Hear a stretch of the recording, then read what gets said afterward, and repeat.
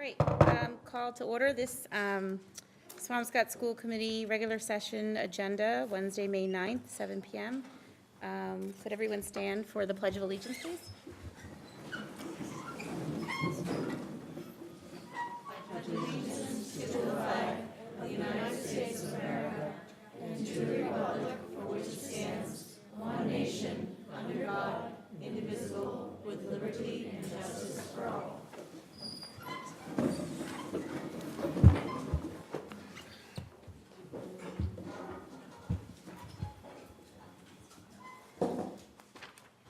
So next we have public comment, and it looks like we have one person signed up.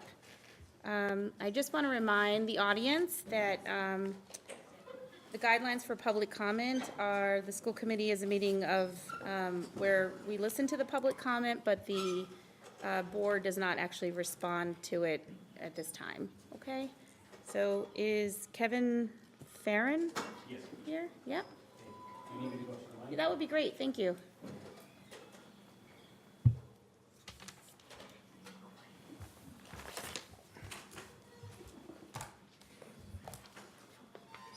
State my name and address. Yes, that would be perfect, thanks. Kevin Farron, 46 Lewis Road, and I'm here to talk about the elementary school reassignment process.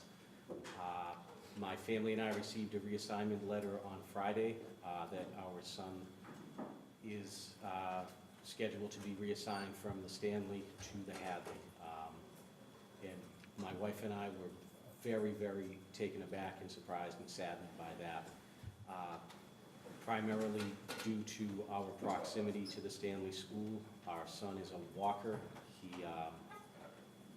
My wife timed it over the last couple of days, about a 2-minute and 37-second walk to school, approximately 650 feet to the Stanley. One of the days, unprompted, said, "I love walking to school. I get my exercise, and it's also hug time for me and Mom." It never occurred to us that we would be a candidate to be reassigned due to our proximity. Furthermore,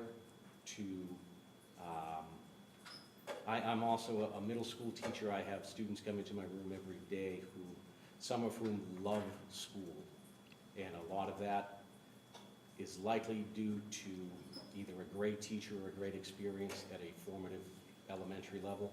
I also, on the other hand, have lots of students who loathe coming to school. And likewise, that could probably be, in many cases, traced to a very negative experience during their formative years. I am very concerned for my son and for lots of kids who are going to be uprooted from where they began their elementary careers after 1 year, that we are creating a negative experience like this. I understand that the goal for the elementaries in the district is the creation of one K-5 school, and I very much understand and agree with that. That we have 3 schools whose average age is over 80 years old, and it's not an ideal situation. However, this reassignment, I don't think, does anything to further the goal toward that, as far as I can tell. As far as I've seen since Friday, when these letters, when the email went out, and on Saturday when people got letters and speaking to people around the town, it is causing people feeling like they're pitted against one another as to why one student gets to stay in a particular school and another student gets to move. So I'm just asking that you please consider my case and all cases, especially based upon the proximity. I'd also like to thank Mrs. Kondak. We had the opportunity to meet with her today. She's an outstanding educator and an outstanding asset to the Swampscott Public Schools. I would agree. Thank you for your time. Thank you.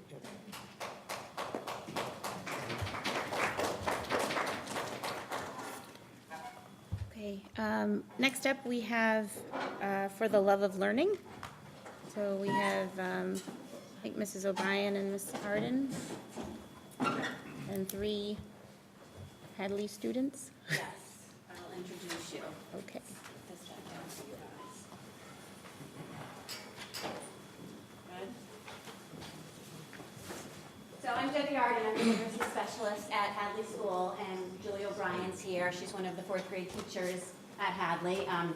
She's the homeroom teacher for Ned Jeffries, Clark Hubany, and Finn Jacobs. So I've been working with these guys in a small group. We get about an hour a week to spend together, and we wrote a book. So I'm going to just put it on the tables for you to take a look at while we take you through our slideshow. So we wrote this book when the students were learning how to read nonfiction, and their class was studying extreme weather patterns, things like that. So these guys we researched books, magazines, the internet, and we put together our slideshow, which they're going to read to you, and we had the book published. Okay, go ahead. Ready? And it's got the remote. Hurricanes by Clark Hubany, Ned Jeffries, and Phineas Jacobs. Hadley School, March 2018. Table of Contents. Chapter 1, Huracan. Huracan. Hi, I'm Huracan, the Mayan god of violent winds. I'll be telling you all about hurricanes. I'll teach you everything from the shape and parts of a hurricane to giving you a journey through time with some of the most well-known hurricanes. To learn more, read on.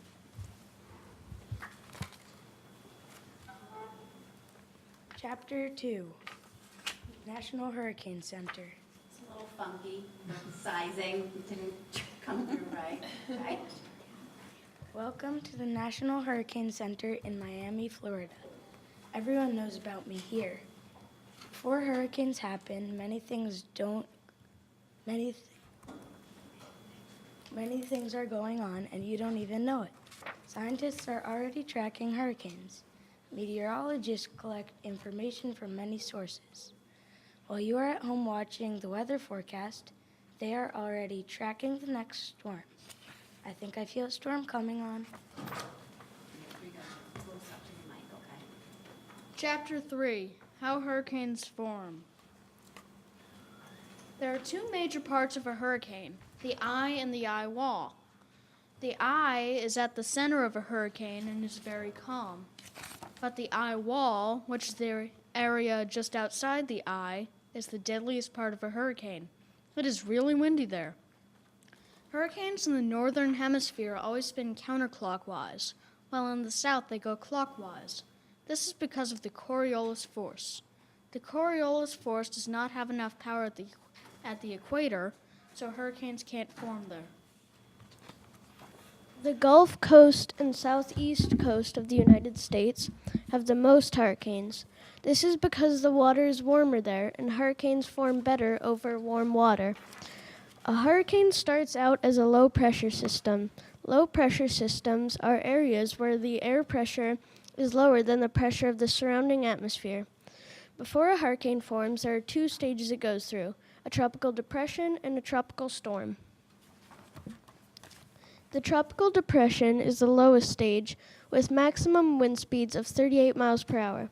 A tropical storm is when a storm gets its name. The winds range from 39 miles per hour to 73 miles per hour. Finally, a hurricane forms when winds are 74 miles per hour or stronger. Chapter 4, Tracking the Storm.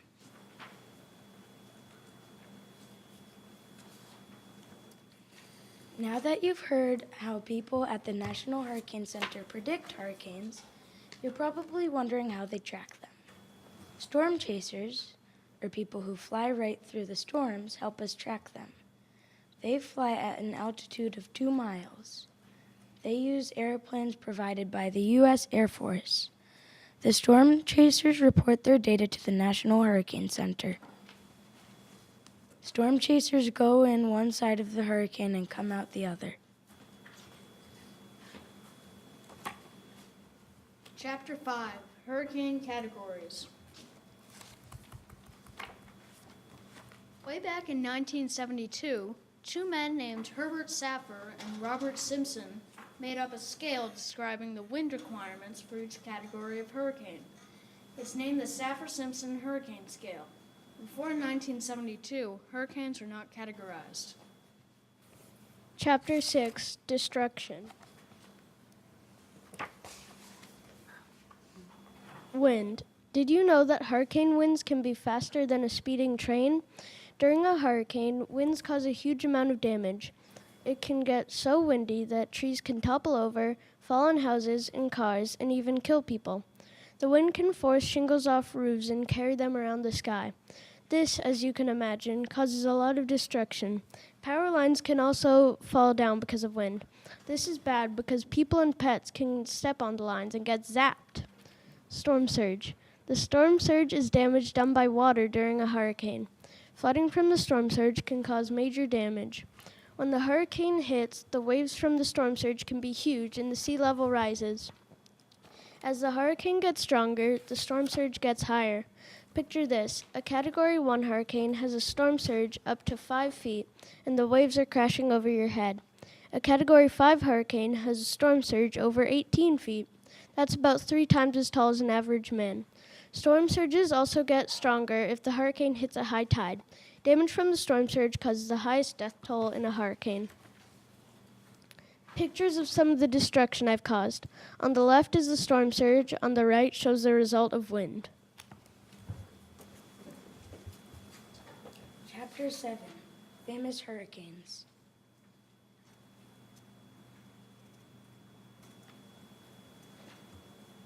Galveston, September 8th, 1900. Hurricane Galveston killed about 12,000 people. I can remember watching everything get destroyed, but feeling really bad. One of the oldest recorded hurricanes was in Galveston, Texas. Hurricane Galveston completely ripped apart the town of Galveston. The hurricane was classified as a Category 5. It was one of the deadliest hurricanes in the United States. Sorry.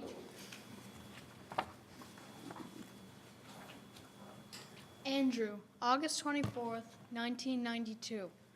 Hurricane Andrew struck Miami, Florida, and at the time, it was the most expensive hurricane. That means it cost the most money to fix. Most of the destruction was caused by my winds, which reached 195 miles per hour. It was classified as a Category 4 hurricane, but the National Hurricane Center later decided that it was a Category 5. Only 65 people were killed. Katrina, August 20th, 2005. Katrina was one of the most famous hurricanes. It was also the most damaging hurricane in the United States history, and it killed 1,800 people. Katrina was another one I felt bad about. I just went out of control. It started as a Category 1 hurricane, and then when it hit New Orleans, it was classified as a Category 5. The storm surge flooded 80% of New Orleans. Harvey, August 23rd, 2017. Hurricane Harvey was one of the most recent hurricanes. It landed in Houston, Texas, and dumped 27 trillion gallons of rain. Almost all the damage was done by catastrophic flooding. Sorry, I drank a little too much water that day. Unfortunately, 82 people were killed in this hurricane. It was classified as a Category 4. Irma, August 30th, 2017. Hurricane Irma formed near the Cape Verde Islands, which is off the west coast of Africa. Irma devastated some small Caribbean islands, such as Barbuda, where it destroyed 95% of the buildings there. Irma affected 9 U.S. states and lots of major cities, such as Jacksonville, Florida, and Charleston, South Carolina. Sadly, it killed 134 people. But the worst part of Hurricane Irma, I didn't really mean this to happen, was that it started the day after Hurricane Harvey ended. Chapter 8, Naming Hurricanes. All of the things that happened during these hurricanes were important, but what about the names of hurricanes? Who decided to name Hurricane Katrina Katrina? The National Hurricane Center makes those decisions. Before 1953, hurricanes were named after the town they hit. An example of this is Hurricane Galveston, which hit Galveston, Texas in 1900. In 1953, the U.S. started to use female names in alphabetical order, but not including Q, X, Y, or Z. In 1978, male names started to be alternated with female names. The hurricane names for 2018 are Alberto, Beryl, Chris, Debbie, Ernesto, Florence, Gordon, Helene, Isaac, Joyce, Kirk, Leshy, Michael, Nadine, Oscar, Patty, Raphael, Sarah, Tony, Valerie, and William. If more than those 21 names are used in the 2018 hurricane season, letters from the Greek alphabet will be used. For example, the 22nd hurricane will be called Hurricane Alpha, and so on. There are some rules in naming hurricanes. For example, if a hurricane is extremely deadly or expensive, that name will be retired. Another rule is that if there are more than 21 named hurricanes in a season, additional hurricanes will get their names from the Greek alphabet, which I mentioned before. Closing. Apologies. Well, now you've learned all you need to know about hurricanes and what I do. I hope that after you've heard about all the destruction I've caused, you will stay indoors and stay safe when there is a hurricane. Also, sorry, I know I get carried away sometimes. Huracan. Glossary. Bibliography, books and magazines we used. Bibliography, digital resources we used. About the authors. Phineas Jacobs. Finn is an amazing person. He lives in Swampscott, Massachusetts, with his parents and little brother. He loves to make people laugh, but sometimes it is not the right time. For instance, when writing this book. Before writing this book, I thought you just needed to jot down a few notes and start writing, but now I know what it takes to write a book. He said, without the help of Ned Jeffries, Clark Hubney, and his great literacy teacher, Miss Arden, he couldn't write this book. About the authors, Ned Jeffries. Ned Jeffries is a very awesome person. He lives in Swampscott with his parents and sisters. Ned is very good friends with his co-authors, too. Ned Jeffries, Phineas Jacobs, and Clark Hubney were given the idea to write this book about hurricanes by their amazing literacy teacher, Mrs. Arden.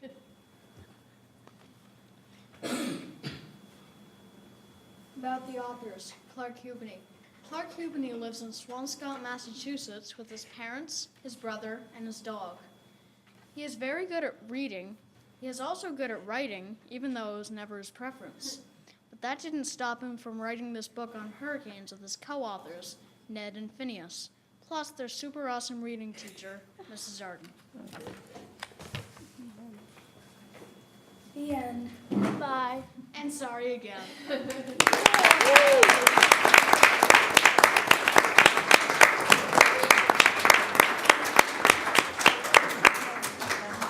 So I didn't pay them to put those things at the end. They did that on their own. Thank you for having us and letting us present our learning tonight. That was outstanding. Outstanding work. What a Excellent work, great guys. job. You should be very proud of yourselves. I don't know if the committee wanted to say anything else. Any of you think you might want to be storm chasers someday or meteorologists? No. Thank you. And really excellent public speaking Oh my gosh, skills. yes. Like, yeah, excellent. So nice job. I think when we were rehearsing, we didn't get through one rehearsal without tons of giggles and sillies, but I knew they would come through in the end. Thank you so much for being Thank you, here. guys.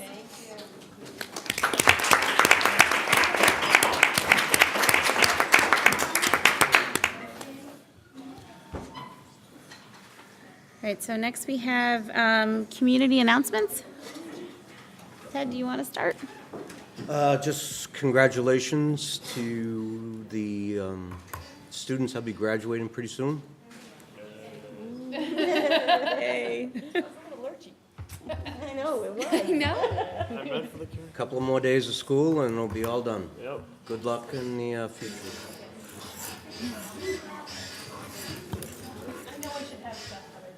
Don't have anything. It's AP testing week, so we're all kind of brain dead. Let's think. So I wanted to actually just recognize two parents in the community, Colleen Hitchcock and Alexis Runstadler, who ran a free 8-week science stewardship program teaching teens the citizen science skills they need to engage our community in documenting biodiversity. So they worked with the teenagers at the library for about 6 or 7 weeks. They met and they planned and designed a BioBlitz that happened about 2 weekends ago. And I just want to thank them for, I mean, they, you know, it's volunteerism. They had Big Blue Crew involved from middle school. I think it was from 6th grade to 12th grade. And it was also a Girl Scout initiative, but it really got the kids so excited. We went to Harold's King's Forest, the conservation land, and you know, all the kids are running around with their phones, like documenting species, and you're uploading it to iNaturalist, which is helping this whole movement of citizen science. I can't speak to as well as Colleen could, but it was exciting to see the kids get so excited about science. And I know that Brandy Wilbur, I believe, also kind of helped, and there were some talk about it on the elementary level, so the kids were trying to engage others. So it was really well done, a lot of organization, hard work, and just really lucky to have parents in the community like that who just want to, like, you know, get the kids into science and learning. So I just want to thank them for that. And they documented a lot of different species. Over like 300 different species from Swampscott, so it's very My cool. friend's on Girl Scouts, she was a part of that. So I was at the middle school 2 weeks ago doing that. Oh, that's right, at the science fair, Yeah. yeah. So very, very cool. I'm trying to think, so I think I don't have anything else for community announcements. So superintendent's report? So the first item on my superintendent's report is one of the things I love to do, and that is recognizing our students. And so I believe this is Oliver and Tenley's last meeting. Oh, true. Is it? Yeah, because we're voting on e-board this week. Oh, Yeah, it yeah. is. That's wild. So will we have names of your replacements? Yeah, Isaac and Joe, right? Is that definite? Well, no one's running Well, against. she Anyway, Let most likely. us know. You can let us know, but in the meantime, this is about you. I do want to present both Oliver and Tenley with a certificate and a little memory, a little gift to remember us by. Tenley, this is 2 years for you, and you've been a trooper, and you've been a participant, and an active participant, and very proud to have you sitting with us at this table. So this certificate of recognition goes to Tenley Seidel for her dedicated and professional service as a student representative to the school committee for the 2017-2018 school year. We wish you the best of luck in all your future accomplishments. Come on up. And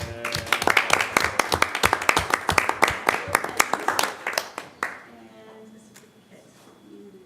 Tell us all where you're going next year. I'm going to Duke in North Carolina, so warmer. In North Carolina.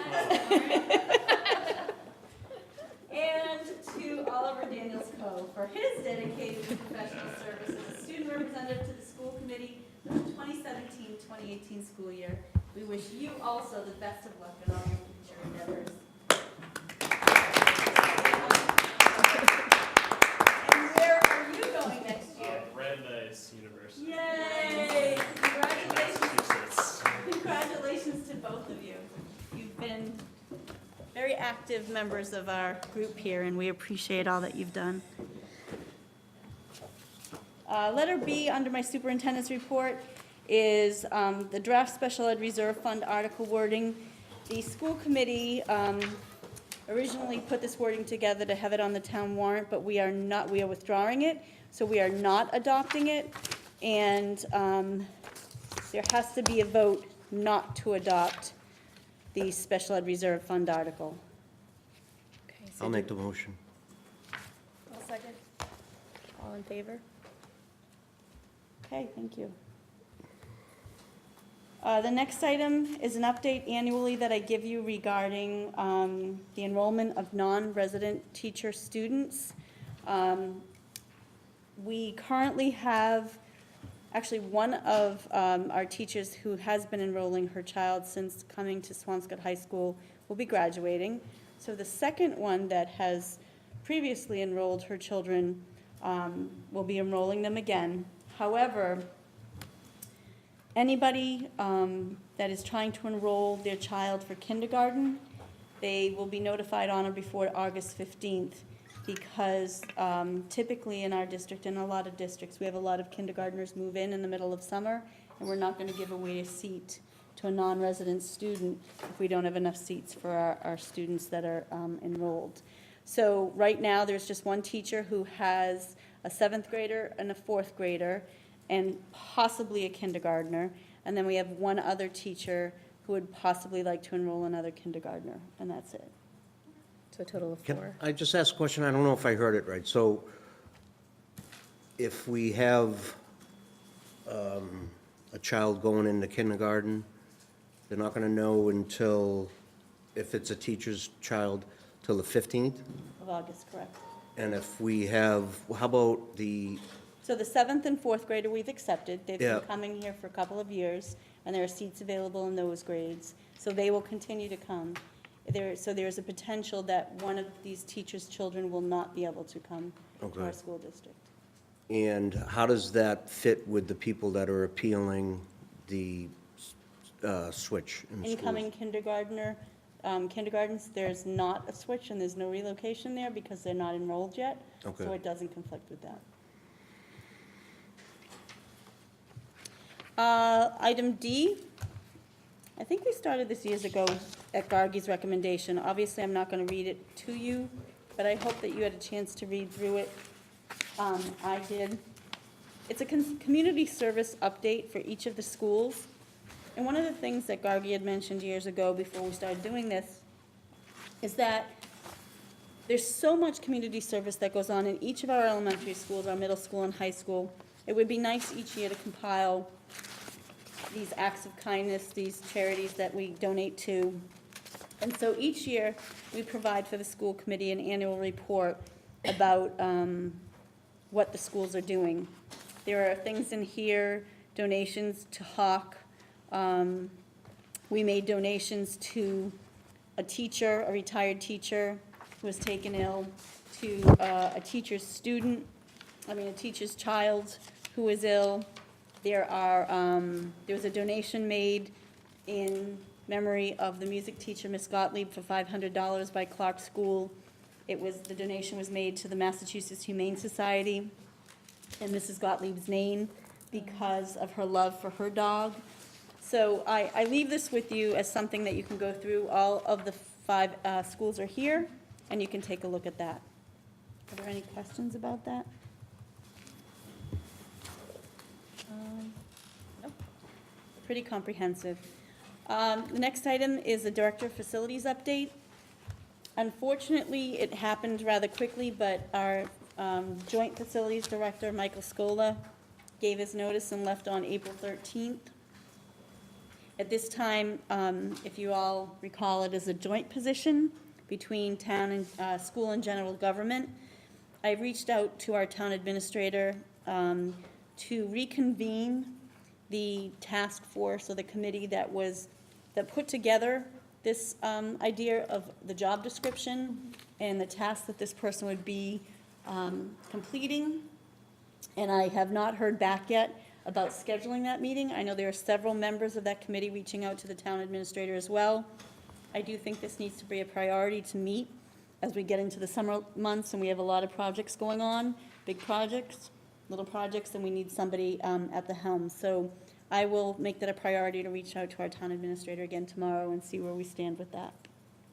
I would just like to point out something too, that I think it was definitely the school side that started to drive the kind of the bus on this whole project. And so I'm hoping that the town administrator will, be open to meeting with the original group as a one-time to kind of sit down and reflect on the position and what that joint task force came up with, and to see how much was met and see what the job description will look like going forward. So, Well, you know what, then I will reach out to the former members and see if we can set up a time, and we'll invite the town administrator and hope that he'll attend. yeah, that'd be great. Thank you. Item F is an update on the high school administration. I have been recently notified that Mr. Murphy will not be returning to Swampscott. He has been on leave since November. I am so very grateful to the teachers of Swampscott High School, and they have been the stable force leading our students. I'm a bit disheartened by the relentless turnover in the role of the high school principal, but I have notified staff and families that, keeping stability in mind, Mr. Larry Murphy will stay on as interim, and Mr. Kohut will remain as the assistant principal. What a result of this came is that we will also be hiring a dean of students, which is on a teacher schedule. The dean of students tends to handle discipline versus the curriculum piece that Mr. Kohut would be handling. And the reason we're doing that is because this committee knows for the last couple of years, Ms. Mackie Knowles has been moving towards a district position in the technology department, and it was always my vision that next year she would become a 1.0 district position in her role in the technology department. The question has come up, how soon will I be advertising for a high school principal? Unfortunately, it's well known in our business that this is not the time of year to advertise for any high-level administrative position, because most high-level administrators have already accepted positions in other districts, and typically the time to go out and advertise is late fall, so December, January, you'd be looking to fill the position, and that is the plan moving forward, that I will be either hiring a search firm. I think this position is so important that a search firm needs to be used, and be looking to fill a position for next year. That would be September of 2019. Will you be doing a parent, do you do that usually? The interview process is incredibly comprehensive, just as we're doing with the Stanley School principal. There'll be parents. At the high school level, there'll be students. The last time I was on a high school principal search committee, there were probably 26 people on that committee, so it will be incredibly comprehensive. Okay. It's a very high visibility position. It is, we all know that the high school is the flagship of the district, and so I do anticipate hiring a search firm, though, just because they have a broader reach. Any questions on that? Can I add that, like, Mr. Coet has been, I mean, Larry Murphy, he's been making an effort to reach out to students, but Mr. Coet's been, like, just awesome about, like, on me and Tenley's side, reaching out to, like, the e-board and trying to make a good effort to communicate with the students, and really, he's like, a good, stable presence, and he's, like, a reasonable guy, and, Oh, that's good. like, he's really, like, we definitely miss Mr. Murphy, and it's, like, hard for that term, like, he's definitely, like, kept the ship going, and, like, I have confidence in the administration. I'm not, like, so that's a plus. It's good to Thank you, Albert, because I do think, and I've told him this, so I'm not speaking out of turn, Mr. Kohut is a superstar and will be a superstar. He's fresh out of the classroom. He has all of the qualities that you talked about that make for a great leader, and I see a bright future for him. So thanks for sharing that from a student perspective. I also think, Pam, that I attended I think it was like the 8th grade, the course selection night, actually. Wasn't it the course selection night? Yeah, and so you get to kind of meet and speak with the staff, and I really appreciated, Tenley, that the chorus, I'm sorry, is it the choir? What do you call it? The Nurture Chorale? Voices, was that who sang? Yes, you were Yes, there, Nurture you Voices. sang, Oh, right? yeah, super fun, yeah. Yeah, and it was such a nice intro for parents coming into the high school to see a successful, I don't want to insult you, is it a club or? No, thank you, no. And it was amazing, and so it was just like, this is what we do, and they just came in and did their thing, and it was awesome. It was really cool. Phenomenal. So, yeah, it was well done.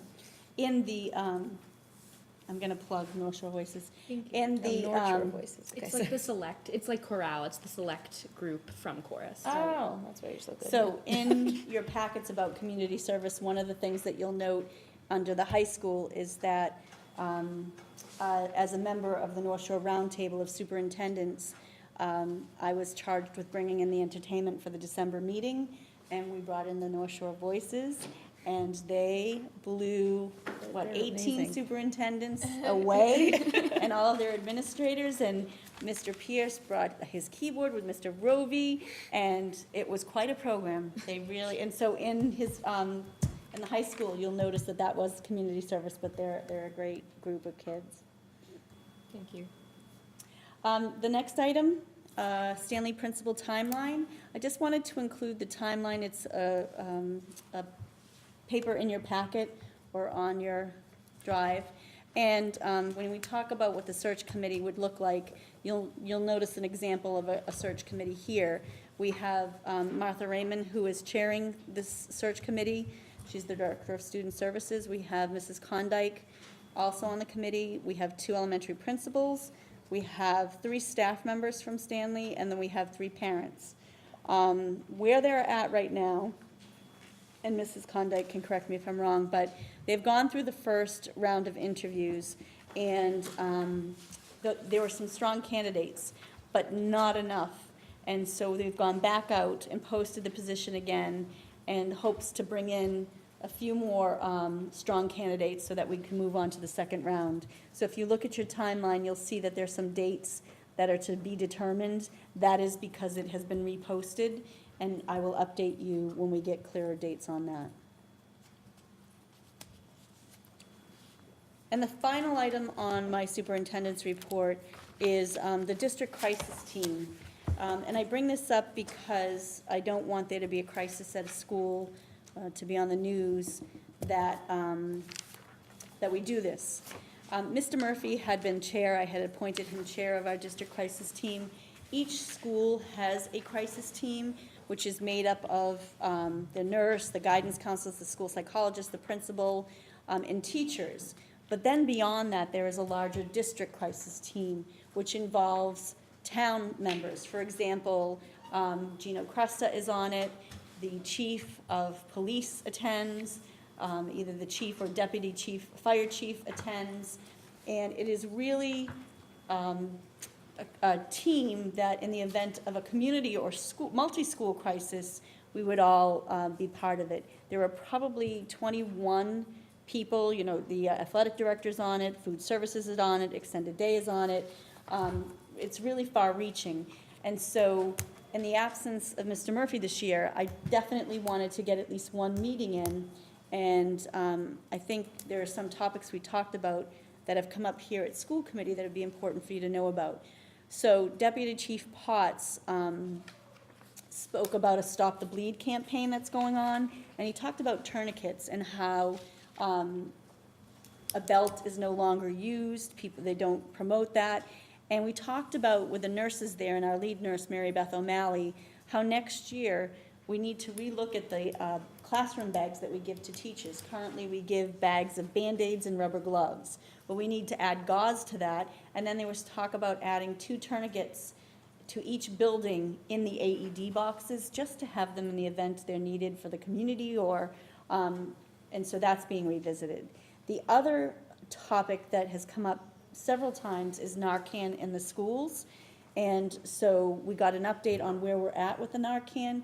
The nurses are writing a procedure that can be signed off on by the school district doctor, but they haven't been able to complete it yet because Mary Beth O'Malley has been out on medical leave.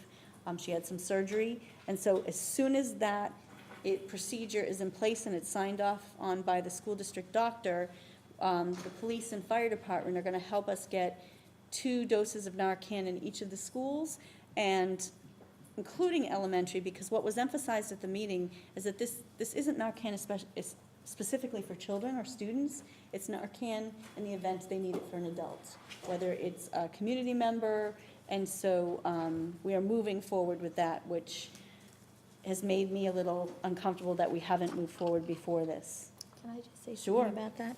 So there's different dosages of Narcan out there, and there's a 2 milligram kit that has to be put together, which We takes a don't little want bit the of a kit. training. You don't want the kit. No, So Mary you want Beth the had said actual no. 4 milligram spray. Okay, yeah. Which I think has a cash cost of like $150. But most pharmacies in the state of Massachusetts, due to the opioid crisis, you can walk in to, just for public to know, you can walk into a pharmacy and ask for a Narcan, and they will just bill your insurance, and the pharmacist will actually show you how to use it. It's as easy to use as a nasal spray. I mean, it's very simple, and it's safe and effective. You know, Narcan is an old medication that was used on the ambulances. It was drawn up in a syringe and given to reverse an opiate overdose. But now it's really just as simple as spraying it up somebody's nose. It's the same, we call it bioavailability. It works the same as an intramuscular injection. But it's a 4 milligram spray, because what's going out there right now is things that are requiring 1 or 2 doses of it, Okay. unfortunately. So 4 milligrams. Deputy Potts did talk about, he brought both samples, and we were all in agreement that we're not going to be fumbling and there won't be No, time. we And should- yeah. obviously, there would be training from the deputy chief he offered to train, but also both Deputy Chief Potts and Chief Madigan said that when it comes time, they put in an order, and they felt that the school department could piggyback on their order to get a discounted price. So that's the way they'd be pursuing it. Yeah, and I'm happy to help in any That'd be way, because great. I run those things all the Right. time. in No, my I think jobs. that would be wonderful, but some of these things were just ongoing. Another large conversation we had was that Detective Cheever and Mr. Kohut went to Linfield to talk about some of the things they do to keep their schools safe. And I'm obviously not going to talk about the ideas, and it would be out in public, but we are going to implement and make some major changes, some small major changes that aren't necessarily costly before the start of the school year, and so we are pursuing those as well. One of the things that we are struggling with as a district, and Mrs. Farley went to a workshop that she brought up, is that, you know, we really have to focus, no district had an answer to this, and that is the after-school security. We are looking into accordion gates that can be put up in different sections of buildings, but she said the conference was alarming, but not one district there had the solutions to it. So we're all going to continue to talk, have these discussions, do what we can do, but just know that there are going to be some safeguards put in place for the start of the year that are cost-effective and can have a big impact. So it was a great meeting. We plan to meet again in August. I distributed notes, and everybody has action items they need to do before that August meeting, and we'll be checking in again. I did try to task off the committee to a chair, somebody else to be the chair, and right now, I'm going to remain chair with Rose Cheever assisting. So I think that's my last item on my superintendent's report, and I just felt like it was important to bring those topics up with the committee. Okay. So next we have the school business administrator FY18 update. Okay, we've got 3 items in your packet. We have a 1-page report, and then behind it are the details. The bottom one is the actual report from Munis that we used to compile the information. The second is a spreadsheet version with some updates, but I'll just walk you through the 1-page summary. And I think what I'd like to do is just mention, this is the 3rd year I've been providing the superintendent and school committee with budget updates, and this is by far the best situation the school budget has been in at this time of year, compared to the last 2. And I think it's a combination of things. There's one, we have been utilizing the software better. I think we've been doing a better job budgeting. That we've got people that have gotten used to the system that we have in place. So I think we have got a number of things going in our favor. And this is a pretty positive report, although we're always cautious because we're at the end of the year, but I'll walk you through the summary. So this is as of April 13th. The top section on here talks about how the report was put together. There are some things that we're still working with. The salary encumbrance system, it's been very, very valuable. Was put in last year. And this is our 2nd year working with it. We're still learning some of its quirks, so there may be some minor adjustments in the amount of salary that it's being reserved for teachers and ESPs and other positions, so it's subject to adjustment. The assumption is that we're going to spend most of the money that we have at our disposal based on prior year history or given utilities for gas and oil and special education. But the bottom line in the middle here, there's several major categories that we know we're under budget on. Unemployment, we've had claims below projections. We've had a significant number of vacancies, both in teacher positions and leader positions and support positions that were unfilled. And that's created roughly a savings in the neighborhood of $100,000. It's a little hard to project because some positions are vacant for a couple of weeks, some are vacant for a couple of months, but the overall trend is that we've had a lot of vacancies in some significant positions. And the other thing is, for the first time in 3 years, our special education tuition and transportation is under budget. If you recall, last year and the year before, we were over budget. This year, we're under budget by about $95,000. So those three major items creating a little bit of room in the budget to cover the things that are over budget. And we've talked about the telephone system. We thought we were going to be able to replace that last summer, and we couldn't, so we're running over budget on that. It was a colder winter, so energy use has been up. You've heard about substitutes. Previously, we thought it might be as much as $100,000 over budget, but it may be a little bit less than that. I'm projecting $50,000 to $100,000 right now. Custodian overtime is going to be over a little bit, and that may go up. As it turns out, we've got some, our district substitute is out sick, so we have other custodians using more overtime to cover where he normally would, so that may go up a little bit. We had to hire a special education teacher in Hadley School that wasn't budgeted, and then we had an item that we missed in the transportation budget for Metco that's about $18,000. And so those are the things that we were able to identify that were significantly over budget. We're still watching facilities, and we're still watching technology. But the bottom line is that if you go to the bottom line, we're about project a $30,000 positive balance to about a $75,000 over budget. I always like to give a window, so it's slightly positive to slightly negative, because there are just so many variables. And I'll give you an example. Spring came at the high school. We got an email from Mr. Kohut. The kids want to sit outside. The picnic tables that we've had were made of wood and deteriorating. We only had one left. Can we get some picnic tables? Well, to get the right picnic tables, we need to get the right size. We need to get accessible tables, and we have 4 tables on the way, coming for a total of about $3,500 to $4,000. Something that we want to have here at the high school. We have had here in the past. Kind of popped up. We want to be able to do that. So those are the kinds of things that we're And that's managing. not a luxury, it really ties into school culture, which is what Mr. Kohut was emphasizing, and so we were able to do that. I just do want to comment that 2 years ago, if I saw this $100,000 spread, I would have said, what? But now I understand Mr. Katz's conservatism, and it seems to make sense, so. We had to get the air conditioning system up and running here. It was a couple of repairs had to be made. It was $4,000 of repairs for the air conditioning system. These things happen at the end of the year, but I'm pretty confident in the numbers. Using the Munis system has made a big difference. Having a way to reserve the salaries has worked well, and I think all the people that are managing the larger, more volatile departments have been giving good information as to the status of their program. So I think we're in pretty good shape. The tables are very nice. There was one out today, I think, or unless I'm wrong. Have they already come in, or?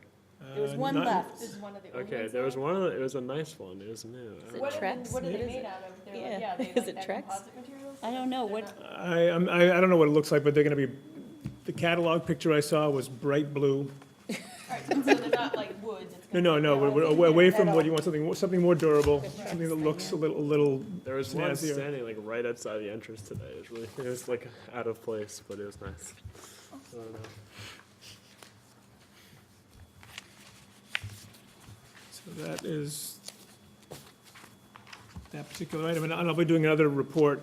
I mean, this is as of April 13th, and it's the middle of the month, so I'll start working on this again, and if, probably the first June meeting, we'll have an update, and the superintendent gets more regular updates, so I'll keep her up to date. Oh, thank you.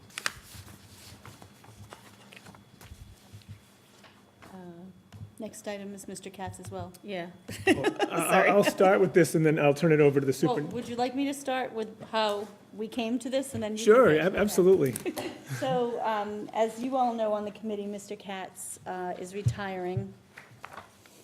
Very sad. Yes. As of June. And so we posted the position for school business administrator at least twice. And when we post from the district, we use websites. We use School Spring. I believe we even put it on Indeed. We use, NASBO website. But the candidates we got a lot of candidates, but very few were licensed school business administrators. And so, Evan and I were talking, and Evan said, he'd be willing to work in some capacity next year to help the district out. And so we started a conversation, and that, is there a way Mr. Katz could stay on a few days a week? And as with the high school principalship, we could hire a search firm, which is what we really need to do with this position, to reach further and wider to solicit candidates that might want to come to our district and work here. And so Mr. Katz worked with Mrs. Vanderberg, who is budget and finance specialist in my office, and who has worked closely with Mr. Katz over the last 3 years. And they came up with 2 options of how to move forward.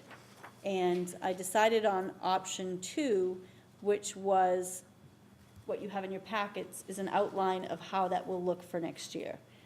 Is that, you can take it from here? I'll go into the details, but I think what I want to say, before we go into the details, I've known Joanne Vanderberg since I've gotten here, and as a colleague, and someone that I've worked on a lot of different projects with, and last winter, we had a vacancy in the payroll department because our payroll specialist was going out on maternity leave, and Joanne was willing to fill in, and I think it was from January till May. Yes.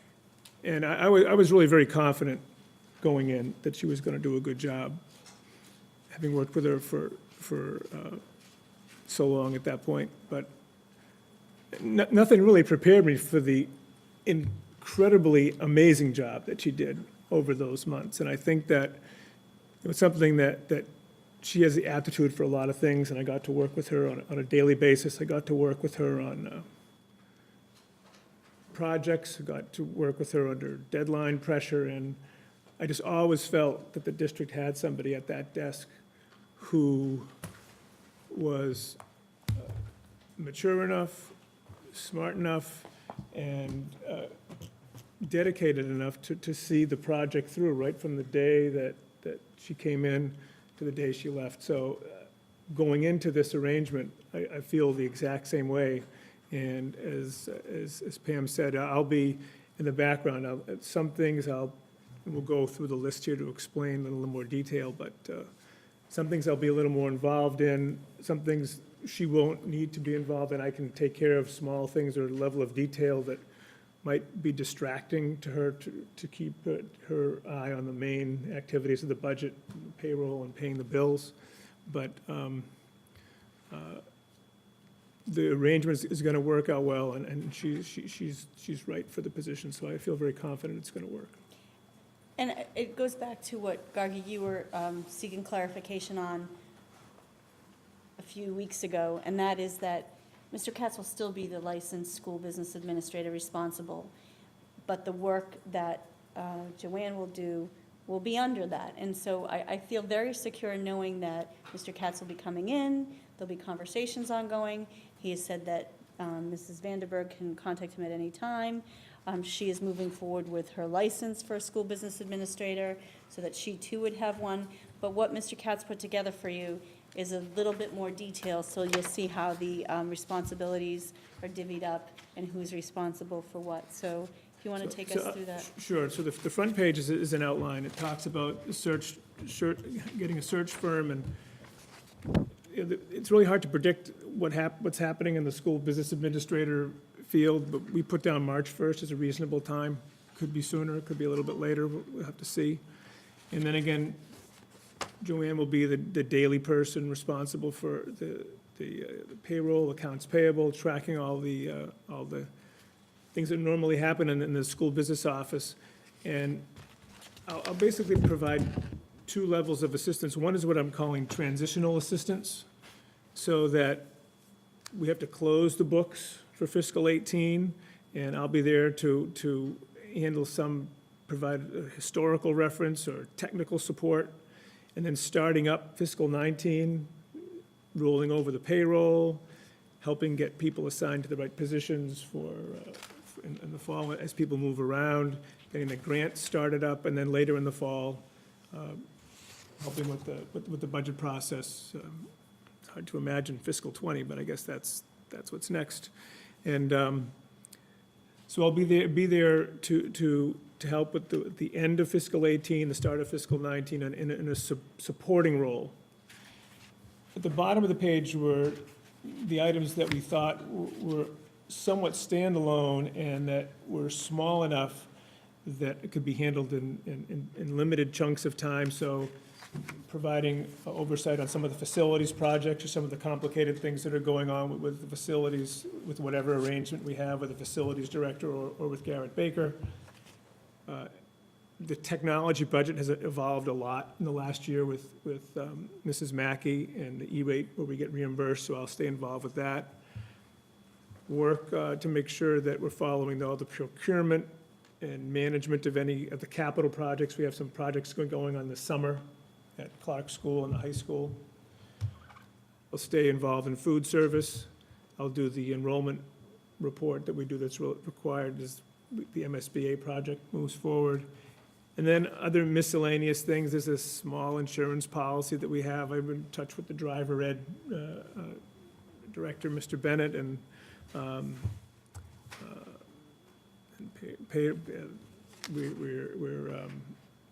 the HR situation. We have a HR director that's leaving. There might be a gap in how that position's handled. I can support. Things are filled in there, and then photocopiers, we have leases coming up. So those are the kinds of things. And the number of hours per week, it sounds like a lot, but we're projecting about 6 work days per month. So it's really a day and a half a week. That's what we're talking about, and that we have a budget on the last page. But that's really what we're projecting, I think.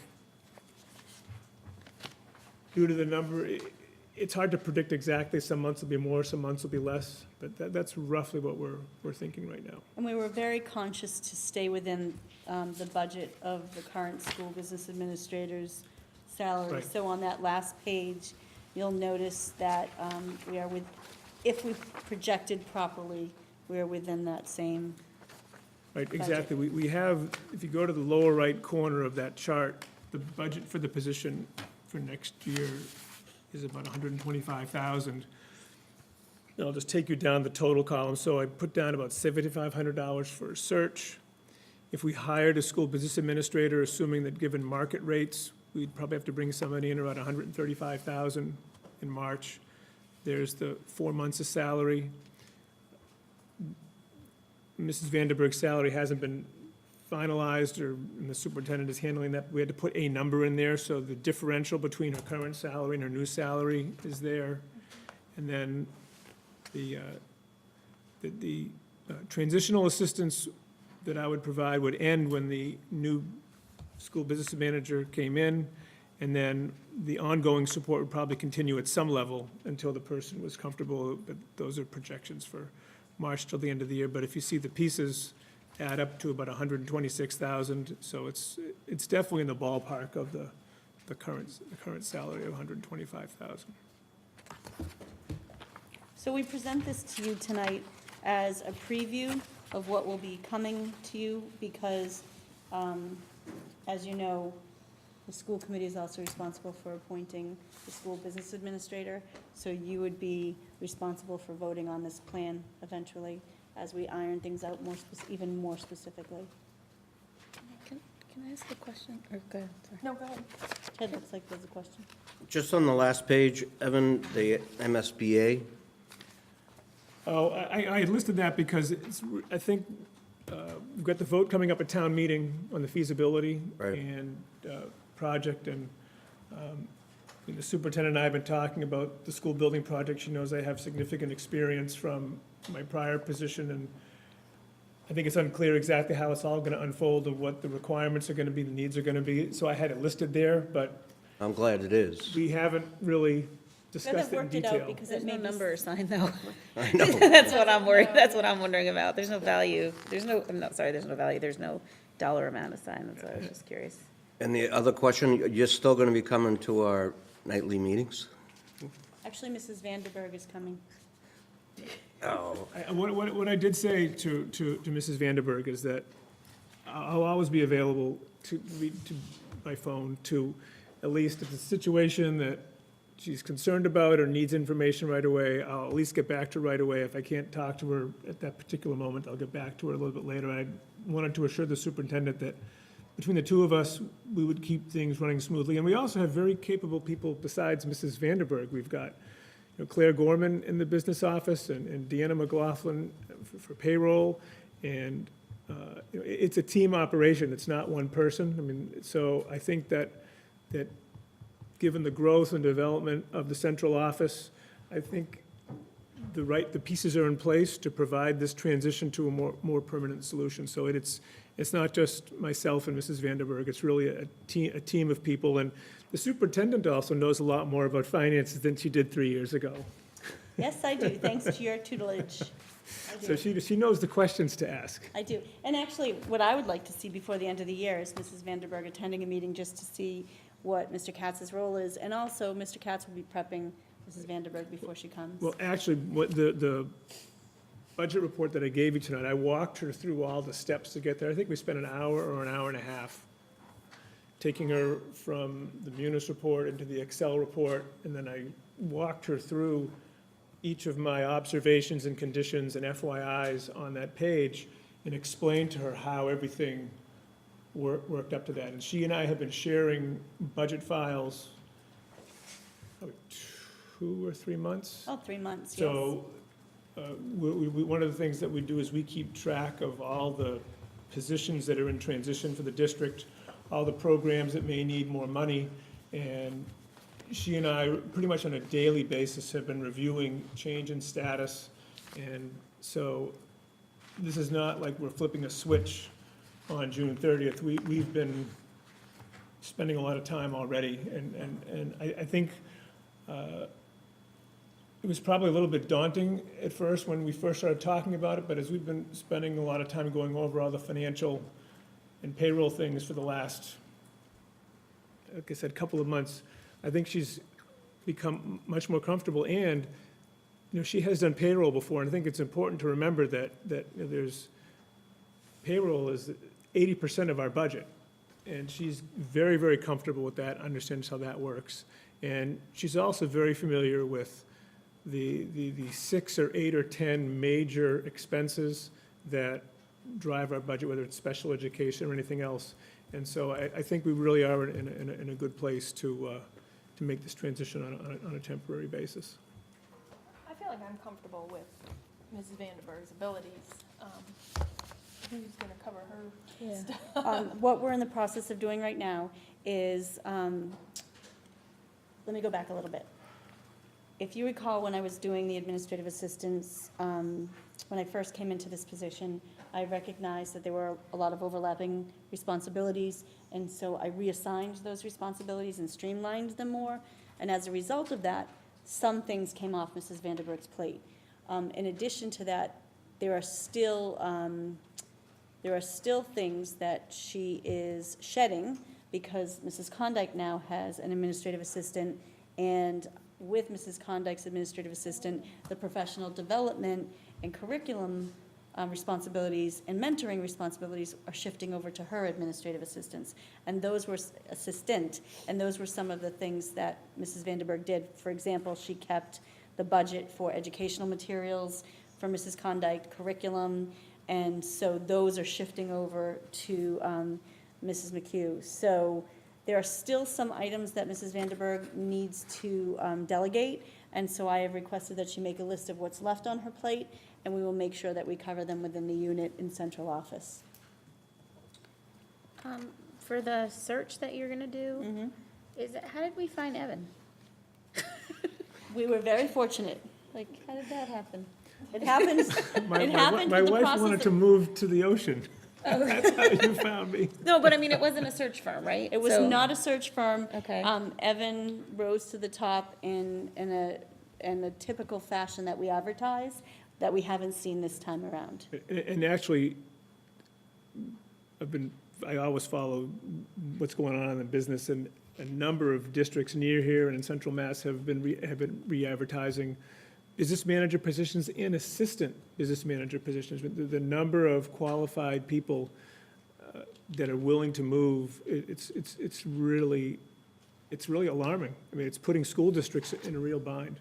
I mean, Chelsea was looking for somebody, they re-advertised. Framingham was looking and re-advertised. It's Palmer in central Mass was looking and they re-advertised. And I know there are more. Chelmsford was looking for an assistant school business manager, and they re-advertised. So it's a very, very competitive market. But the thing is, search firms, by their nature, can, what they do is they explain, they find candidates, but they also find candidates that match up with the needs of the district. And so they know the people that are out there that might be interested in moving under the right set of circumstances. So you're adding an element of connectivity and knowledge to something that right now you're just leaving to the marketplace. And a search can make a difference. I think Acton Boxborough was looking to fill their position. They hired a search firm and got somebody from somewhere that probably wasn't normally going to leave their position. And that's what a search firm can do. When they find out what the strengths of a district are and what makes it attractive, they actually go out and find candidates that match up well and sell the prospective applicants on why it would be a good fit. And that's something that doesn't happen in the normal, just advertise and see who applies. I guess the reason I asked too is because if she is somebody, I mean, so I think she's pretty fortunate to have you as a mentor, and you've been here for 3 years, and you work very closely together, and then you're gonna stay on for the year, which is amazing. But I also just wonder if she's pursuing a business, She's a pursuing the license, license, yes. then, you know, is she interested herself in then becoming the next Evan? And, you know, I mean, it's a great transition, and obviously it's almost like a full mentorship, right? So And it's pretty she and I have incredible. discussed it, and actually this opportunity of a shared job with Evan is going to help her determine whether or not it's something, Okay, so she's not she's- sure, okay. but Because she is before we, pursuing her license, yes. all right, I just wasn't sure if we. I think if should- she gets into the throes of it and we advertise similarly, or we reach out to a firm, we have a couple of months into the year to have her figure out if she's interested, so. Okay. Thank you, Mr. Katz. Sure. Oh. Right, so, okay, so chair report, which I am not aware of. I was gonna say, these probably need to be held over, don't you think? Yeah. I do think. Proposed dates of yes. school committee meetings for the following year I mean, 2 of is them a are here. proposed draft, but we should probably just look at this and kind of look at our Well, calendars. I can tell you December 26th doesn't work for me. Oh, Right, so right up. There's a Yeah. question mark there. Yeah. that's a problem. Okay. I mean, I think we can take a look, but I think they're pretty standard, as we do every year, in terms of every second and every fourth Wednesday. Right. Nothing changed, so she just went down the calendar, did it. I obviously don't think we should accept it until we have a full committee here. Right. Yeah, so we have to look at And the same December with the other two. 26th. Right, we can't. So the election of chair and vice chair vote requested, which we do have to get this done. And I know that Amy has said that she would like to stay on as the chair. And so Have you guys thought about any of that, or do you want to talk about that outside here, or what's the? I mean, I prefer to do it with everybody. So hold it over? I mean, We're kind of like, I just think we have to probably vote before town meeting, right? Because as soon as it's a turnover, you kind of have to do it. So unless there's strong objections to it, or not strong, I should say, if there's, wants to be further discussion, then we should probably hold off and have that. But I think if there's no objections to continuing, the chair and the I vice chair. don't have any objections, but I haven't spoken to her myself, like, do you know what I mean? So she indicated that she'd like to continue as the chair. Ted, I don't know, do you have any thoughts or concerns? I don't. I mean, the only procedural question is, I thought we did this one year where we kind of postponed it. And I'm not saying that we do that, but I don't know if the town meeting aspect plays in. No, I don't think that really matters. I think until we make a change, it just stays as it is, but. Is that right? Because if that's the case, because at this point, the next meeting is after town meeting anyway, and it's a workshop meeting, so we wouldn't be able to vote then anyway. But I think if it also affects graduation. When's graduation? Oh, it affects. It's graduation and having to sign. It also affects who's on the program. My recommendation would be that if there's no objection to who's staying as chair and vice chair, that get voted on tonight, and the subcommittees and liaisons are waited till you have a full committee. Yeah, so I spoke with Suzanne, and she is in favor of continuing the Okay. present chair and vice chair. And Amy had just said tonight that she'd like to continue on as chair. Okay. But That's fine. I mean, it doesn't make any difference. Do you know what I'm saying? We can vote on it or we cannot, and the same thing happens. You guys both stay. So if you want to do it tonight, that's fine. I think for the high school program for graduation and for the signing of the diplomas, I think we should vote on that. Is there a motion? So then I will move that Amy O'Connor be the chair of the school committee and Gargi Cooper be the vice chair for the next school year. I'll second. all in favor? And then I think the subcommittees and liaisons can wait, right? Yes, Okay. yes. The consent agenda. So the consent agenda is designed to expedite the handling of routine and miscellaneous business of the district. The school committee may adopt the entire consent agenda with one motion. At the request of any committee member, any items may be removed from the consent agenda and placed on the regular agenda for discussion. So we have regular session minutes, March 28th. Is that what we can vote on or not? Is that the one that we could vote on, March 28th? Yes, the regular session, yep. Okay, I'm sorry. Regular session These are minutes. both regular sessions. Yep, regular session minutes, April 4th, and warrant 18-38, 39, 40, 41, 43, and 44. I'll make a move to approve the consent agenda. I'll second. Okay, all in favor? That was quick. Motion to adjourn. Yeah, all right. Okay, I'll take a motion to adjourn. Make the motion? Second. All in favor? Aye. Okay. Nice job, Barbie.